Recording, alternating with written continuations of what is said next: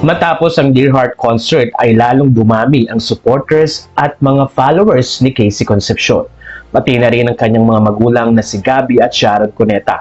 Marami ang naalala ang mga nangyari noon at sa panonood nga nila ng concert ay parang bumalik daw sila sa nakaraan. Kaya naman ilang mga photos na binahagi ni Kristen Babaw at doon nga ay ipinakita niya suporta kay Sharon Cuneta at sa pamilya nito. Kwento ni Christine, last night was truly unforgettable for every fan. It was like a fairy tale indeed. The feeling was magical as we all went on a trip down memory lane.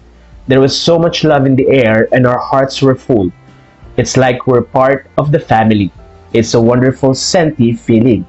Sa puntong ito ay kasama rin niya sa litrato si Casey Concepcion at ang boyfriend nito na si Michael Wotrich. Ayon sa mga netizen, bagay na bagay daw si Casey at si Michael.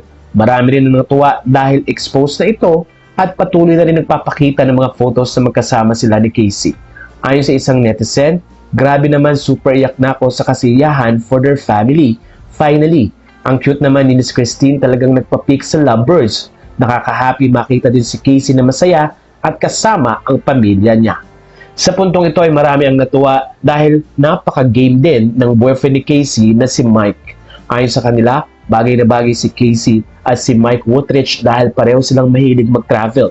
Makikita rin na nasa edad na rin si Casey kaya naman umaasa ang mga fans na sa bandang huli ay magkakatuluyan na rin ang dalawa. At sana nga daw ay ito na ang last na boyfriend Casey dahil hindi na siya bumabata.